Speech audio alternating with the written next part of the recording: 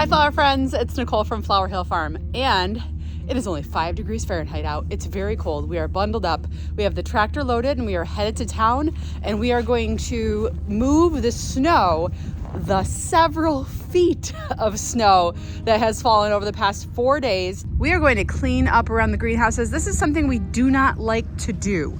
Brad does not like to trailer the tractor in the winter time. It's not great for the trailer. It's not great for the tractor. It's a lot of salt on the roads. So we don't like to do this, but we basically don't have a choice with so much snow. Ready, Freddie?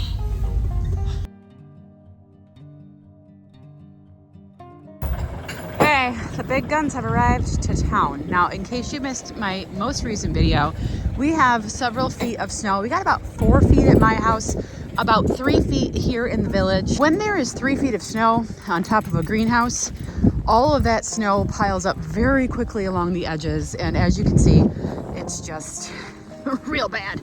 We were here yesterday and we had some of it knocked down, but we definitely need to get the rest of it knocked down. And that's where the tractor is going to come in today. We are going to use it to move the snow. Where are we going to move it? Not exactly sure yet. We do have a fairgrounds across the street here, and they do have a big snow event coming up, but I'm not sure if we are going to get permission to put it there. If not, we will figure it out. We do have 2 acres here and a lot of land in the back. So Brad's unloading the tractor right now, and we'll see where he wants to start.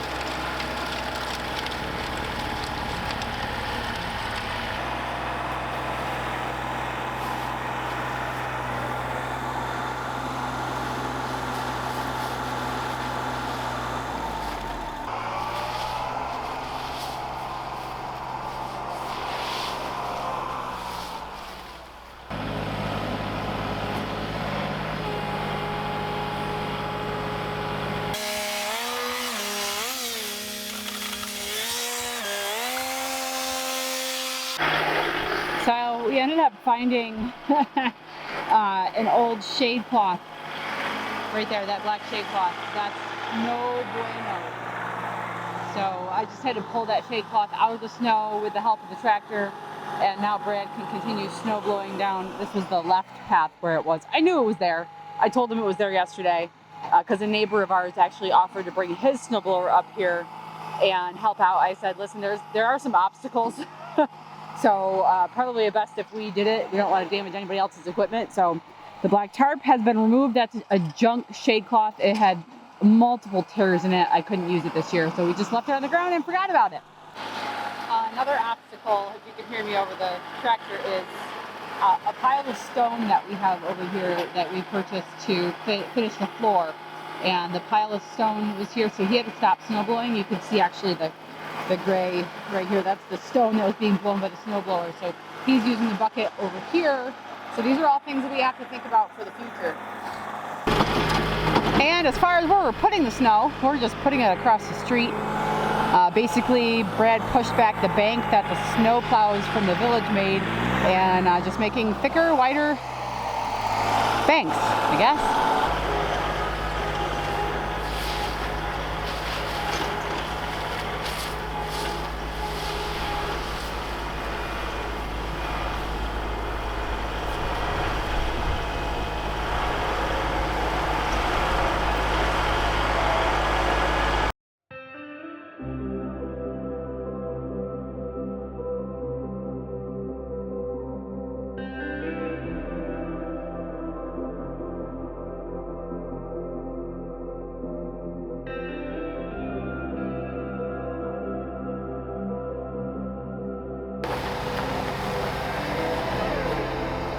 I'm keeping watch. That's like part of my job, is to keep watch, but we're lucky that this area right here, especially since there's no school today, they closed school because of all the snow.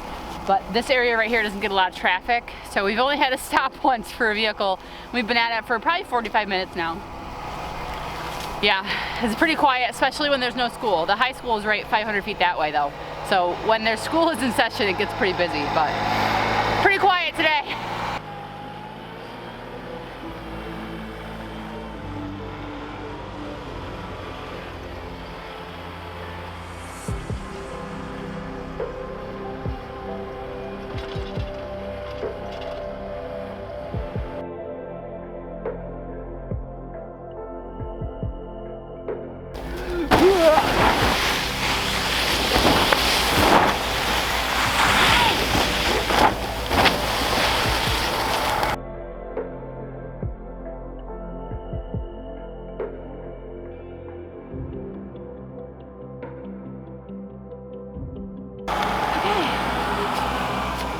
He's almost done with the next side.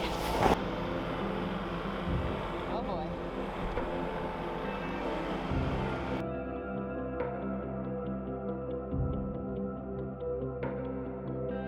This is inside where I was just banging. So the camera's still running. So you should be able to see this on the outside. So see if I can set my camera up and give it a few taps.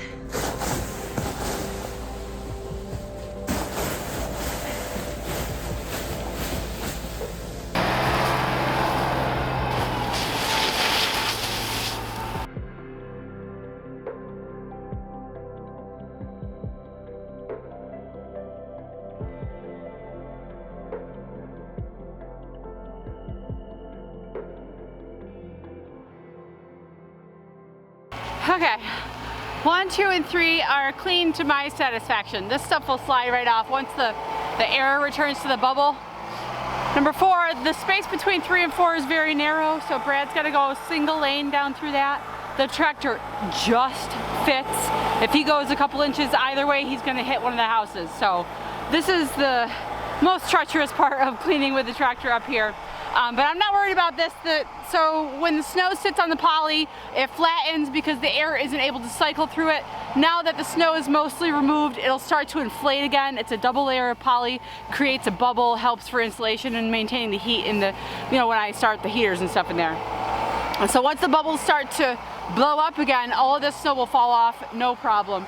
Now we just gotta turn our attention to the space between greenhouse 3 and 4. He's clearing out the end so he can back up in there, because what he usually does here is goes backwards and uses the snow blower and snow blows where he is traveling to, because there's literally nowhere else to blow the snow. You can see the bubbles starting to inflate.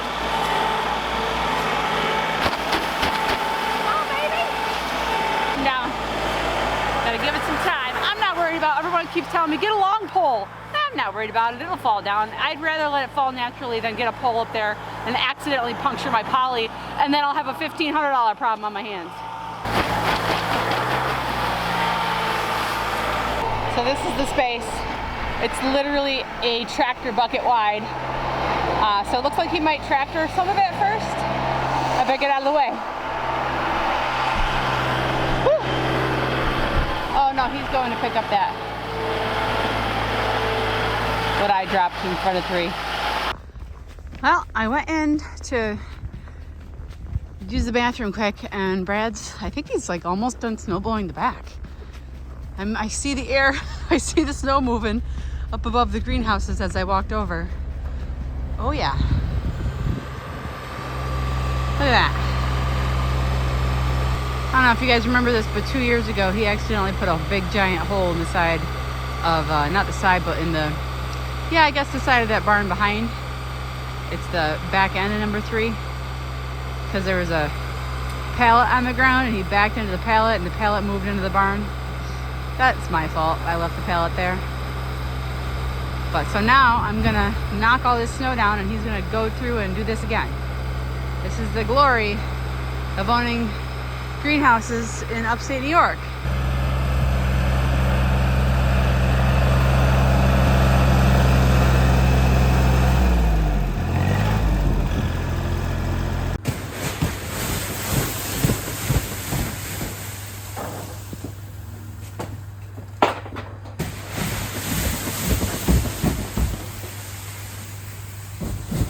after finishing up greenhouse 4, we decided to turn the corner and head back to the new greenhouse, greenhouse number 5.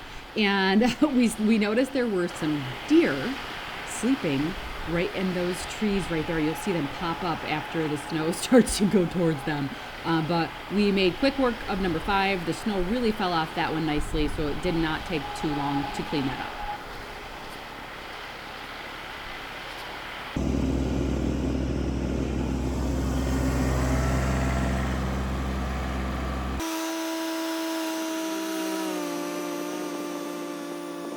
I'm not even gonna have them plow this side because there's such a nice gap.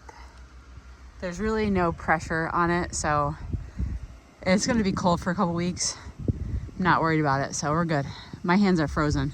Okay, the last little thing he's gotta do here, and then we're done, is the snow that has fallen from number 1 here. He's just tractoring it off to the side lot. Okay, while Brad finishes that, why don't we take a look at what we did. All right, look at that. That's much better, right? Gotta get that shade cloth in the dumpster. Backside of number 1 looks amazing. Number 2 has a couple little floofs that have to pop off. I might give that bubble a little bit of a shake right now, actually. There she comes. Woo! That was 1. There it goes. Okay, that's done. Oh, it's honestly like super satisfying, guys. You have no idea how satisfying it is to watch the snow slide. Okay, here's the number 3. And the backside number 2 looks really good too. Same thing with 3, couple little spots. Oh, it's so much better. Woo, I'm not worried about the integrity of these structures anymore. And this number 4 looks clear. Still has some snow on the top. That'll fall down. Structural integrity is intact. So yay. And we made a little bit of a mess, but not bad actually. Not bad. I think we're okay. We've got, I think, let's see, what time is it here? It's 1:45, so this took us about 2.5 hours. About 2.5 hours, so it would have taken me probably 5 times that with just me and my person. Oh well.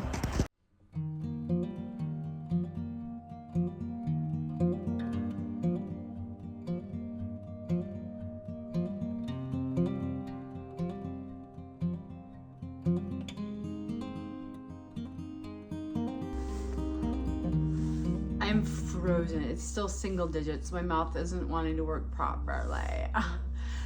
Anyway, that'll do it for this video. The greenhouse is clear. Brad Pitt to the rescue.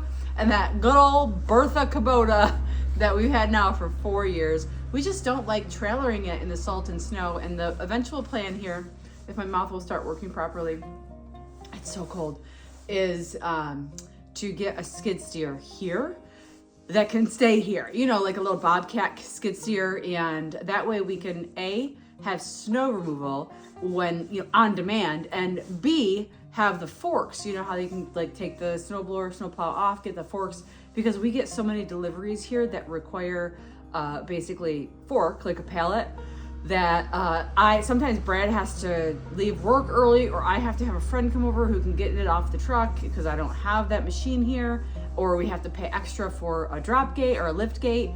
We don't want to do that anymore. So it would be really nice if we could have a skid steer that I could operate both for snow removal and for pallet delivery. That's the eventual plan. We're looking for a used one. Hopefully it's in the 2025 budget, but I don't know. We have a lot of things working in 2025. I can't wait to share all of those things with you. We still haven't heard anything about the grant that we are up for. We are supposed to hear sometime this spring, so cross your fingers for that. Okay, well, that wouldn't pay for a skid steer anyway, but it would help with the rest of the stuff we have going on. Has anyone started seeds yet? Because that's on my agenda. If you have started seeds yet, drop a comment. Let me know what seeds you are starting and where you live, and when your last frost date in the spring is typically for your region. Okay, guys, that'll do it. We'll see you soon. Bye.